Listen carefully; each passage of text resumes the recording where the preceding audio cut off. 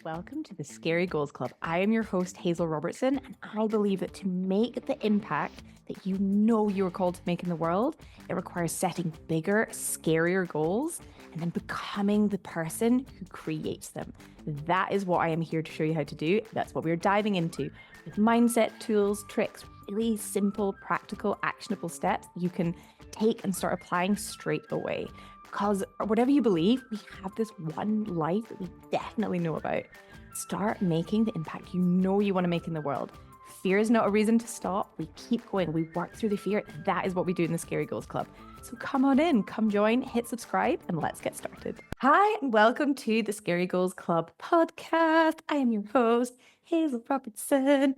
And I've got my little piece of rose quartz in my hand, if you're watching this on video, which is so nice to use as a little like fidget toy. And anyway, so if you see me fidgeting with it, you might have seen it in the past few videos. So today I wanted to dive into something that I have done a lot of work on and that has come up for so many of my clients. And so if you're listening to this podcast and you're loving this work, then it's probably going on for you in some form or some version of it. And it is the belief that in some way that you are behind. Okay. So maybe you don't even realize that you have this as a belief, or maybe you do realize and you're like, yeah, but I am behind. Like I didn't get these things done, or I had my scary goal for this deadline and I didn't meet it, or I had like working towards my scary goal and I didn't do these things. So therefore I am behind. We have this idea of like where we're going to be, what like time frame that things are going to happen. And then when it doesn't happen in that time frame, or we don't get the things done, or we haven't done the piece of work by the time someone has asked for it, or that we thought we would, or that's been on our calendar, our brain like attaches this weight to it and turns it into a story that somehow we are behind. Okay. So maybe you don't even know that that's the story. And maybe it just comes up where you look at like a deadline, you realize you either haven't met it, or the deadline is pushed out, or something has changed. And you maybe feel a little bit of panic, or a bit of like, and maybe you don't even notice the panic coming up. So it depends where you're at. Like some of us can notice feelings and tune in with it. Before I did any of this work in understanding my feelings, that was like 2019. I just knew I was a bit like, bleh, like just didn't feel good, or felt okay, or felt like a bit meh. Like I wasn't tuned into how I was feeling. I 100% was not tuned into how I was thinking and what I was thinking. I didn't even realize like what a thought was, that it was optional, that my brain was just offering me these every single day, thousands of them, and that I could either believe them and get caught up in them, or I could drop back from them and decide instead what I wanted to believe. I didn't know any of this. And so maybe this is you. Maybe you're on your journey where you're just understanding like, oh, my brain offers me thoughts. I don't have to choose them. I don't have to believe it. Like this is a story and I can change it and I can rewrite it, because our brain has this amazing thing called neuroplasticity. Like we can change and rewire our brain based on experience. So just by changing the narrative, we feel differently and we take different actions, and therefore we're creating new neural pathways, and we then think in different ways, act in different ways, and create different outcomes in our life. So it's amazing. The human brain is amazing. But so you might not even realize that you have this thought, I'm behind. You might not even realize you are feeling like panic or anxiety or something that has come up when you're in this place. Maybe it's through how you're behaving. Maybe you notice like you look at your calendar and like something hasn't been done, or you see there's a deadline coming up and you haven't done the amount of work you thought you would have by this point in time.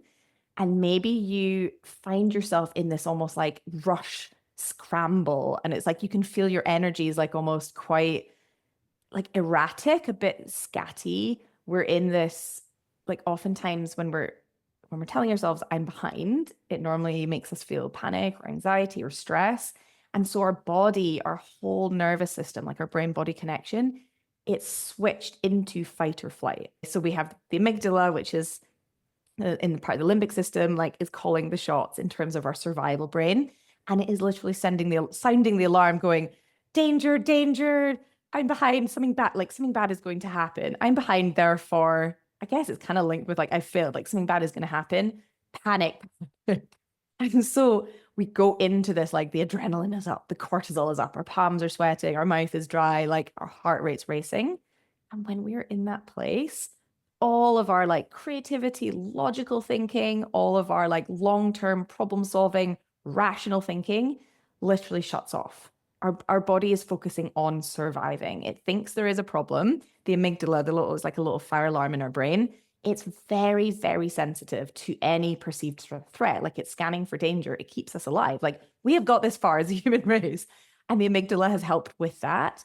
But it doesn't understand the difference between something real where we actually need to run away or freeze or like fight it, or imagining, okay, if I have to then tell the client or my boss or my team or someone that this thing hasn't happened, or someone is waiting for this thing and I haven't delivered it and therefore I'm behind, like that feels really scary to our brain. And it doesn't know that we're not going to actually die, but it feels the same and we have the same physiological response. And so it switches us into fight, flight, freeze, or fawn. And then like our rational logical thinking is offline, all our creativity, all our like ways that we could actually be like, okay, this is the time we have, let's go for it. How could I maybe create the same outcome in less time or in a different way? Or like, could I do it in a different way? All of that is gone. We go into panic. So maybe you might notice your heart rate's up, your palms are sweating, or if this is like a regular occurrence of being in this stress state, you might not even notice anything's different. This might just be a bit more of your default. For sure, this used to be for me. It was almost like everything was a bit rushed, a bit last minute. There were these stories of like, I failed, I'm behind, I'm not organized. Like all of this was running as this script in my head, like this story, and I didn't even realize it. And so I had this like low-lying level of stress and anxiety that was just like percolating into, and I was working in consulting at the time, into every part of my day, pretty much. It was this like go of to just, and it's like we become, when you're in this place, like we're so reactive. Again, we're not thinking strategically. And so again, you might notice, maybe something's going on here if you're rushing, if you're like, we can often jump around from different things. So maybe you realize this thing hasn't been done yet, or like is approaching the deadline. And instead of focusing calmly and making a plan or rejigging the plan or like thinking about how you could get it done, it's like, I can't even look at it. It's like in our inbox, on chat, maybe it's on Messenger, maybe we're looking at like booking a holiday somewhere to like escape, on our phones, going to shops to go get chocolate. I don't know, whatever the things are, often we can then, like as humans, we are wired to avoid discomfort. And the discomfort that we're wired to avoid is emotional discomfort. Because again, think about it, our survival brain, when there is emotional discomfort, like fear, anxiety, stress, it meant we were going to die. And so it's like we run away from that thing because it was like, this equals death, move away from it. Now, like telling ourselves the story that we are behind, feeling the panic, having the same, like our brain doesn't know the difference between real and imagined. So even when we imagine that we are behind and we're thinking about it, we're telling that story, we feel like something has gone wrong. And therefore we feel the fear, we feel the anxiety, we feel the stress, and our brain is wired to just move away from that. It's like, this means danger, avoid. And so we go into hiding, procrastinating over anything, over scrolling, over podcast listening, over reading. Maybe we'll like hide in a TV show, or if it's during the day at work, often we can hide in stuff that feels productive, like really easy, quick tasks. So there's this like thing that we think we're behind on that feels like, I can't even like think about this right now. And so we go into almost like pretending to ourselves. So we're avoiding doing anything about this bigger thing. And so we're kind of procrastinating, kind of avoiding, but we're still doing stuff that feels really rewarding to our brain, like lots of little tasks, like doing our expenses, like sending some emails, chatting to teammates, or like doing the stuff that we really enjoy that's actually that we could maybe do it another time, or that's not actually doing the like making the progress, not actually moving us where we want to go, because we're avoiding this bigger thing. And the only reason we're avoiding it is because we have this story that somehow we're behind. because whatever idea of a timeline we had or like plan that we had in our mind, we're telling ourselves because it's not that, therefore I'm behind, therefore all the panic and the anxiety and the stress comes up and we just avoid it. And we busy ourselves. And this is why oftentimes if you find you are getting to the end of the week and you're like, I have been flat out so busy. What have I even done? And you felt like you've just been rushing around from different thing to different thing. And you get to the end of the week, you're like, I actually have nothing to show for it. Like I've not created anything. I've not really moved anything forward. You've done lots of like flitting, busy work. This is one of the reasons why, is like you're avoiding these uncomfortable feelings and you're not understanding the story that's going on in your brain and then shifting that narrative, shifting those beliefs, rewriting that story. And this is essentially the work that we do in coaching, is like really understanding what are those stories, those beliefs that are causing those feelings, like how we are thinking, the stories that we tell ourselves, the thoughts we think. And so many of them we have from like before we are 8 years old. Like we just internalize how we see the world and we pick it up from our caregivers or like teachers, or things will happen to us and we add this to like, oh, this equals this. So we have these beliefs. And each time we think a belief, it creates a feeling within us and then we take action. So we either move towards something or we avoid it, all because of these beliefs. And oftentimes we don't even know, they're not even conscious. We're not even aware of what we are actually thinking. They're unconscious. They're like subconscious. It's just they're driving our behavior, and yet we feel like we're sometimes on this hamster wheel. Things are happening. Why am I just like busy all the time and not actually doing anything, and in this panic and in this rush and not making the impact, not actually living the life I want, or actually doing these big scary goals that I want to do, doing the bigger things, putting myself out there? Like, why am I hiding? Why am I not doing this? It's because of some unconscious belief that you're not even aware of. And when you think that, there's some feeling that then you're feeling that you're avoiding.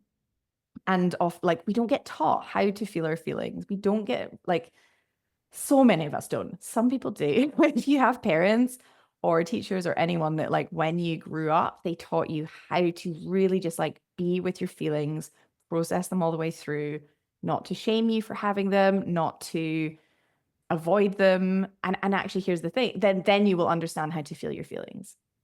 But so many of us are not taught this. And yet, here's the crazy thing, is like when we are present with how we feel, they pass so quickly. They ease in a matter of like moments. When we can like feel the feeling coming up, if we can really just breathe through it. And sometimes we cry, sometimes we yawn, sometimes we need to like stretch. That's the emotion coming out. And when we can just be present with that, we come back into this like rest or digest, like relaxed state. That's when we access our creativity. That's when we are like in flow and the ideas come and we're like, oh, cool. Okay, I've got this time left. I can just rejig this, delegate that, and like, cool, we're going to get the thing done. We can't access that when we're in fight or flight. And because our default, if we've not been taught how, is to avoid uncomfortable emotions, we actually make them worse because we move away from the feeling. It's like, oh, I can't deal with this now. I'll go and like scroll, I'll go and eat something, I'll go and drink something, I'll go and like do something over here, like clean, tidy out something, busy ourselves. And like taking action or doing the quick wins, taking action will never ever solve a feeling. Like you can't make a feeling go away by taking action. The only way to make a feeling kind of subside is to sit with it. Because the way I think about it is like, we have these beliefs, we have thought one, we've believed it, we've got caught up in the program, caught up in the story, and that has caused an emotion, a feeling in our body, and then we become aware of it. And it's almost like the feeling, I think of feelings as like signals. They are trying to tell us something. So like the feeling is like, hey, I want you to know, like with this specific example, you're behind, like you might get into trouble. Someone might tell you that you've not done a good job. Like you might be separated from, again, we have this fear of being separated from the tribe, especially when we're working in teams with other people or like with clients. It's like, it is a genuine fear that if we don't like deliver something when someone's asked for it, or we have to tell someone that it's not happening in the time frame we originally thought, it's like that fear of being then somehow separated because they might say something about us or have judgments about us. Like that is like a survival fear to us. And so your brain is like, oh, we don't want to have this, we don't want to have this happen. And so it's letting you know, like, oh, I'm behind, like better pay attention here. And we feel that survival, like we go into fight or flight, we go into survival mode. Again, where our rational thinking's offline. And when we ignore, like it's like the feeling, our brain's trying to tell us, pay attention, there's something really important here. I want you to know that there might be danger. I want you to know that danger might be coming. And when we ignore it, it doesn't go away. It's like, she's not listening. Better keep telling her. And it's like the analogy is, you can like push a beach ball under the water. And when you push it away, just like your emotion, you're resisting it. You're like, I don't have time for this, can't think about it, do something else, do something else. We distract ourselves with overworking, with like doing random things, or just like not doing what we actually know that deep down we want to do, pushing this beach ball down. And it keeps coming back. It's like, wait, I need to tell her. I need to tell her. It's like, and the thought loops will come and the feeling will come back. And it will just, it's like the phrase is like, what we resist persists. When we are not willing to just be present with our feelings, like they come back louder and stronger, which is crazy because it's like, even when we know this, sometimes it's like, I don't want to sit with my feelings because it feels really uncomfortable, especially if we've not been taught how to do this. Again, this is a practice. So like, with myself and like with my clients, it's like I take them through it in the session the first time of like, this is how you actually sit with and process a feeling. This is how you understand why it's here and what it's trying to tell you, and like be okay with it. And this is how you like talk to yourself in that moment and give yourself compassion. And they're like, wow, it eases. And it's like sometimes they can feel it like lifting out of their body or like sinking out or just like melting away. It's amazing. Like how you can feel your body just transform when you're just like, okay, I don't need to be hanging on to this anymore. And then it's like when we take it away and we practice it, and again, it's just putting the reps in, then it's like we can lean into the feeling. So like, and actually be present with it. And even this happened this morning, like just before recording this podcast, I could feel, and sometimes it takes me a bit to really understand exactly what I'm feeling. Like I'm not always, even though I've done this work for a long time, it's still, it takes me a bit to be like, what is it I'm actually feeling? What's actually going on? But for me, it's my actions. I can tell if I am avoiding something, like I was avoiding standing up and recording this podcast. I was like, it's like I could watch my brain being like, oh, do this thing, or just check this. And normally I can catch and write those things down. But I was like, oh, great, I'll go do these like little and they were all useful things that I wanted to do like by the end of this week. But it was like, I didn't need to do them right now. And yet I was finding it was like, oh, another 20 minutes has passed. I've still not recorded this podcast when I said I would. Sure, I've done things I was going to do at the end of the day, but there were admin things and I could have done them when I had less energy, whereas I wanted to do the podcast when I had a bit more energy, a bit more like flow. And I was resisting it. And so it was like, I'm avoiding a feeling. And that for me was my sign in to be like, okay, it's time to just sit with it and time to just be present with it. And yeah, it was so interesting. I like had a big cry and I hadn't realized that I was holding on to this. And it was just, again, I guess maybe it's like getting back into the podcasting after taking a bit of a pause, and with the shift in the business to focus on like more neurodivergent coaching and bringing in tools and talking more about it being neurodivergent. Like, I think there's just a fear of, it was like shame that came up for me, and shame it just feels so heavy. It's only been in the last few years I've been really able to actually sit with it. I could always sit with like fear or frustration. It was like, cool, I can do those feelings. There's fear. It means I'm like at the edge of my comfort zone. Let's do it. But shame, it's like, oh, it means there's something wrong with me. And it's just like, oh, I don't want to look at it. I don't want to like sit with it.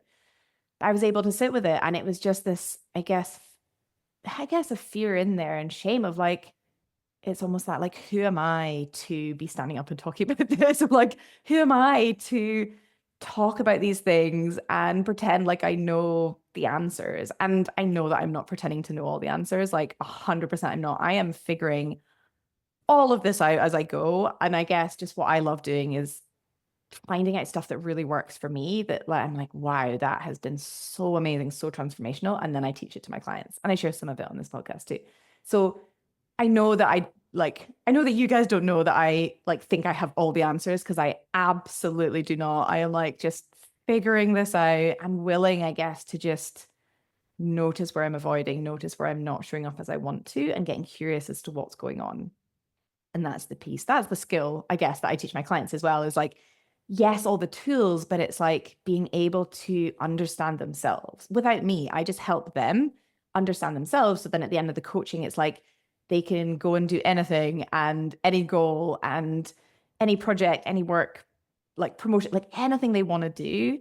And they have the tools to like make that decision, be like, why is my brain avoiding this? What's going on? Why do I feel this way? Okay. And like being present with themselves. It's like it's such a gift to have this suite of tools. Like, I guess that's it. It's so fun it's almost like a tool box. And it's like, okay, this thing, which one are we going to use today? Okay, here we go. But yeah, the shame was coming up of like, who am I to do this? And like, I'm not, I guess underneath it all is like, I'm not good enough to do this. I'm not like an expert on this, but I do know, it's like breathing through it. And I guess it's just that fear of, in some ways, like being seen for who I am, like standing up here talking about stuff, like it's still scary. It's still scary.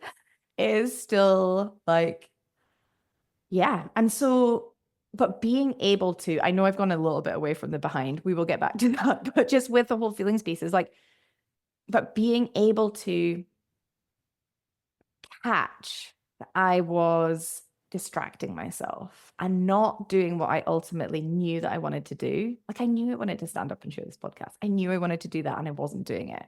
And so when I could just process and breathe through it all and like really process through the feeling, then it's like, okay, now I'm here, now I'm calm, and now I'm able to actually show up. It's like I guess another way of explaining that might resonate with you is like in that moment, and it can be the same with the behind, like I'm behind. In the moment for me, it was like, I I am not going to be safe. So it was like, if I stand up and share this podcast and like I'm me, somehow that's not safe. Like it felt like danger to my body, to my brain. And by processing it through, it's almost like I'm telling myself, it's okay. Like you are safe in this moment. It is safe to stand up here, to share these tools, to speak about these things. It's safe, even if someone disagrees, even if someone has a negative comment, like you're still going to be okay. And it's like, I was saying to myself, like, I'm going to take care of you. Like whatever happens, you're going to be okay. And it's like, oftentimes we're speaking to like our little inner self, our inner kid. And so it's the same with the behind. It's like if your brain is attaching this story when you haven't done something or the time frame is shifted or your calendar, like you're not doing the things on your calendar as you had thought, your brain is like attaching this story of like, it is not safe. It's almost like our brains create these rules. It can be like maybe growing up, it's like, if I do all these things and get all these things done, then I will be okay. Then I will be safe. And maybe it's because we get praised for doing well, and maybe it's like we don't if we don't do well. And so we learn to attach, okay, if I do all these things and like keep everyone happy and get everything done at the exact time that I said I would, and do all these things in this way, then I will be okay. Then I will be safe. Then I will be accepted by the tribe. Then I know that I'm going to like be okay in terms of a survival thing. Like thinking about back again in the like cave person days, like being part of the tribe was so important for survival, because if you're trying to fend on your own for like hunting and gathering and like wild animals, you're so like at so much more risk of death. Whereas when you're part of a tribe, it's like there's safety in those numbers. And so it's like that wiring is still there today where we want to be accepted, we want to be part of it. And this happens so young, like when we were kids. And so that same wiring is like happening today, like we don't even realize it, is like, okay, if I get everything done when I said I would and on the time frame that I said I would, then I will be okay, then I will be safe. And so when that looks like it is not happening, your brain kicks into this old story, which is like, I'm behind. The panic comes. It's like, you're not safe. There's danger. Do something about this. But of course, when we're in that place, it's like, it's like we want to avoid, run away from the whole thing, or like, again, busy ourselves with like, this feels better. At least I'm being productive and it feels really good. And like, no judgment on any of this. I literally had done this for years until I understood coaching and understood my own brain and realized, whoa, this is what's going on. And then was able to actually change that and able to actually like feel the feelings, recalibrate my nervous system to be like, if you don't do something by a certain time, you are still safe. Like that is the work. And that's the work again that I do with clients and that I've done on myself, is like, just because you haven't done these things, you're still safe. So it's like taking, so yes, there's the rewiring and like shifting the thoughts as well and changing that narrative, but it's also in the moment when your body goes into panic to be like bringing your body back down, processing through the feelings and being like, right now you are safe. And then when we do that again and again, we just go less and less into the like fight or flight. It's like, okay, no, actually I'm safe. And so there's that process of like bringing your nervous system on board with like, yes, it might go into a panic response when you haven't done something by time frame, but it's like with practice and with processing through feelings, like that response will happen less and less. And then the other part is actually rewiring your brain. And so like telling a different story about I'm behind. And so even just thinking about it, like one thing that can be really helpful with all of this is like, again, what are the facts? Like it's almost like, how do you know you are behind? What does behind even mean? Because oftentimes like our brain offers us these like really vague thoughts of like, I'm behind, and these like big sweeping statements. I may feel terrible, and then we go into panic, and then we're like, ah, and then and actually here's the thing, it's like when we're jumping from different things, or we're avoiding, or we're procrastinating and just putting off doing the thing, we're not doing it. And so there's like more, we're essentially creating more evidence that we're further behind because we haven't done anything to move it. We've not moved it forward. So then our brain's like, I still haven't done anything for these last 2 hours. I'm behind. And then we go into panic, we avoid, and then we don't do anything. We like go scroll, go eat something, go do other stuff. And then maybe a week's gone by and we're like, and I'm still behind. So it goes round and round and round in the circle. It's fun being a human, isn't it? And I think especially like being neurodivergent, we almost like the reason that we have a lot of these stories is we almost have so much more evidence that we are behind because we have, if you've got ADHD, it's like time blindness, like our sense of time is different. And so oftentimes we can be really optimistic, like, of course I can do all these things. Or maybe it's like we can get into people pleasing, like, yeah, I can totally get that for you tomorrow. And then we're like, wait, I forgot about this other thing. And so things can happen. Or if we are really struggling to actually focus and to do something, maybe because we need to regulate our nervous system and we haven't been taught how to do that, we can get, as ADHDers and as neurodivergent folks as well, it's like we can get dysregulated. So we can tip into fight or flight more quickly. And so it's like bringing our like nervous system back to feeling calm. Like if we've not been taught how to do this, we're going to be dysregulated. We're going to be going into panic mode way more easily. And therefore it's like, it's going to take longer. And so we have more evidence that we're behind. And maybe things have happened again growing up where it's like we get taught, someone's like, why haven't you done this by now? Or I thought you would have done this by now. Why is it taking you so long? And so all of this, we're adding up all of this evidence of like, it means I'm behind because I haven't done this thing at this certain time frame.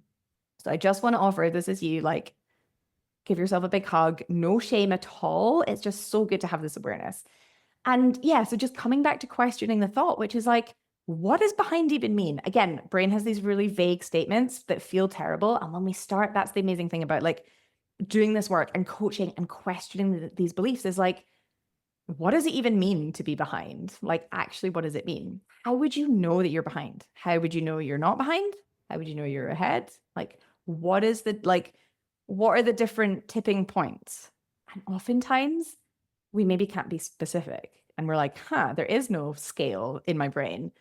Just any slight deviation from what we thought, it's like, and I'm behind. And of course, we know that when we are thinking and focusing on I'm behind, it sends us into this panic, into this tailspin, into this avoidance, creating us like not making progress, therefore adding to the story of being further behind. And actually, when we start to question, it's like, where is that? Like, how do we even know? And so that could be really helpful as well. And the other piece is like, so what if you're behind? Like even going there, okay, so you are behind, so what? And sometimes like even that can give us a bit of perspective of like, well, I'm still alive, like I'm still here. Everything's actually okay. And it's like our brain can be like, I'm behind, therefore, and goes to this like worst case of like, we just go into this panic. And actually, if we can question, like, okay, so what if you are? Then what? And it can just almost like remove a bit of the like, it's like, oh, okay. Okay, maybe I had an idea of where I wanted to go and I'm not there. Like, okay, so what? And it's like sometimes that can shift into perspective, or even like the other ones, like going to the end of your life and being like, will you be thinking about this when you're at the end of your life looking back? Will you be thinking about it in a year, 5 years, 6 months, a month? Like anything that can zoom out and give us perspective, because oftentimes when we're in it, it's like, oh, this is just really big, like scary thing. And it feels really panicky. And when we can zoom out, it's like, okay. And that can just help, like, again, start to calm us down. And that's when we can access the problem solving and the creativity for how we're going to work through it. And I want to also just offer, we can try on new beliefs as well. So these are some of the beliefs that I have shifted and done a lot of work around that I truly, truly believe. And my brain will still like offer me sneaky thoughts of like, you're behind, I'm behind. But I can see it and I'm like, that is old programming. That is old story. That is not Hazel now. That is not Hazel in the future. And I can just let it go. And again, with practice, observing your thoughts and rewiring your brain and like calming your nervous system down and bringing it back to like a really regulated place, like that is what you will be able to do, is just notice this narrative, but not get caught up in it. Because here's the thing, like, just because your brain offers you a thought, like you don't have to believe it. Like imagine it's like a stone. I'm holding the stone for any of you just listening. I'm holding a stone in my hand. It's like your brain can offer you that. And I think of it almost this like conveyor belt of thoughts. So it's like, here's a thought based on how you were brought up, how your brain sees the world, things that have happened to you, your culture, there's so many different things that like how you have lived, your lived experience in the world, society, like what news you consume, what social media you consume. We have this filter that we see the world through, and our brain offers us thoughts based on that.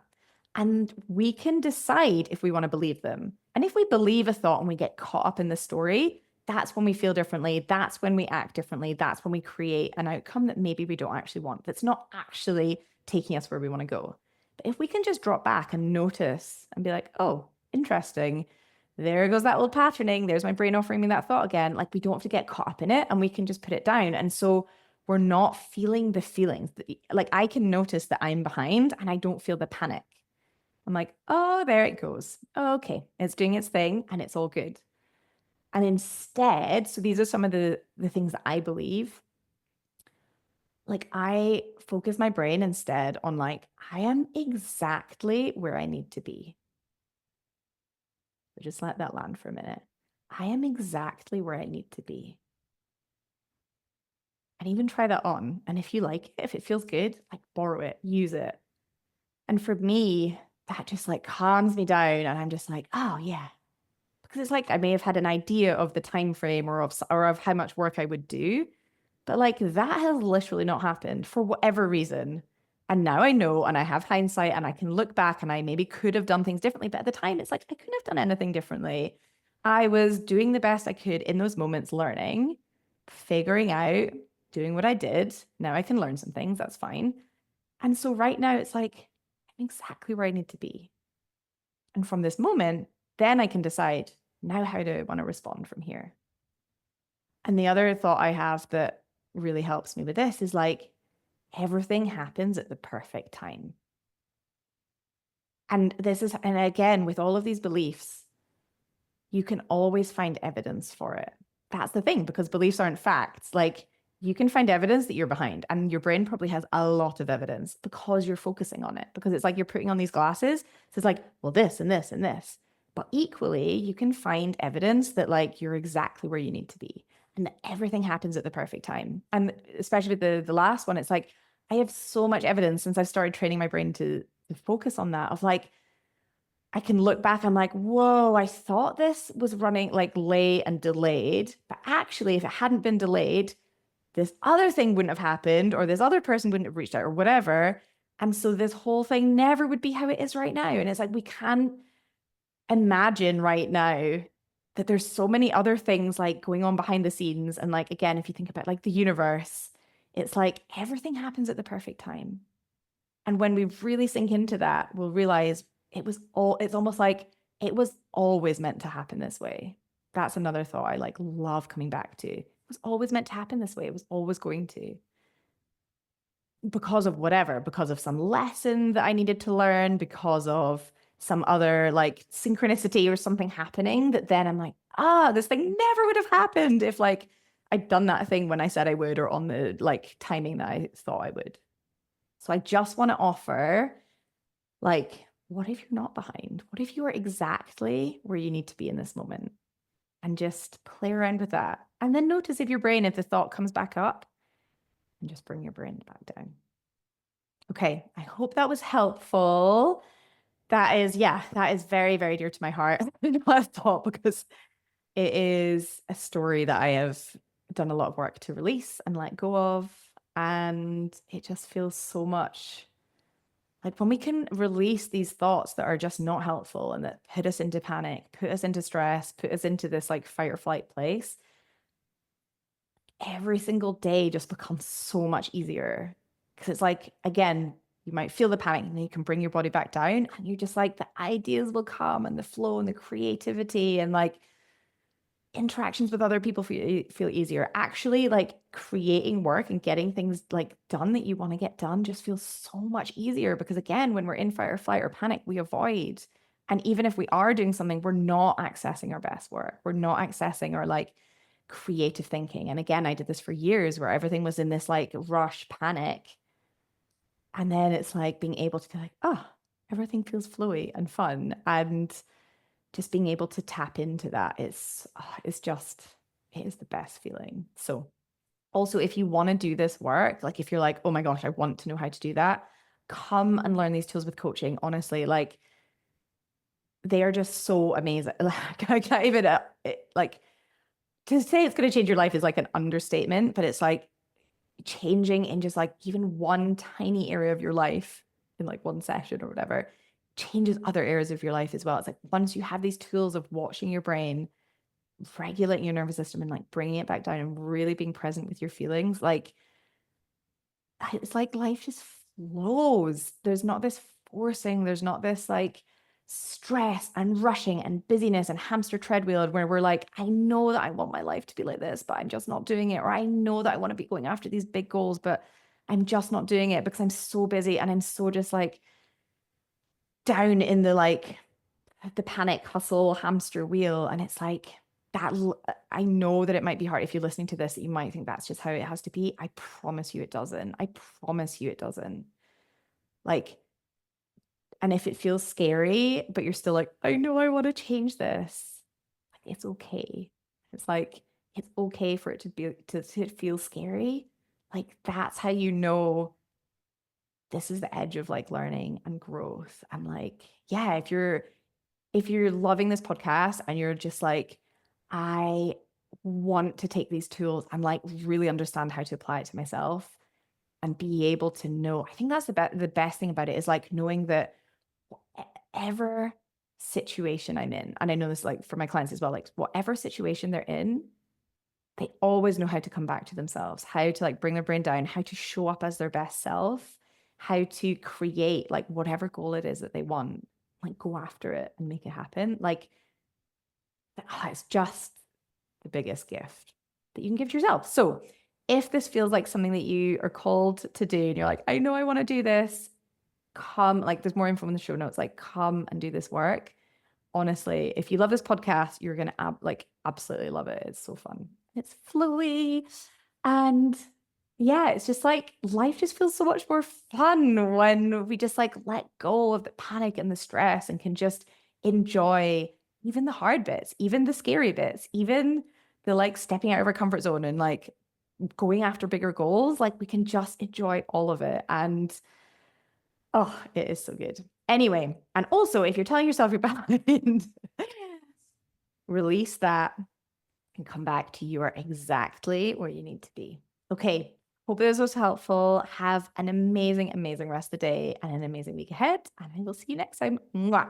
Bye. Hey, thanks so much for listening. If this was helpful, please hit subscribe and leave a review. This helps get this work in the hands of more purposeful people. That is, more people creating bigger, scarier goals, making an even bigger impact in the world. And if you want to take this work deeper and work with me directly, head to the show notes and I put all of the information there. If you've got any questions or if there's anything you're like, ooh, I'd love you to talk about that on the pod, please just get in touch. I love hearing from you guys. And I'll see you next time in the Scary Goals Club.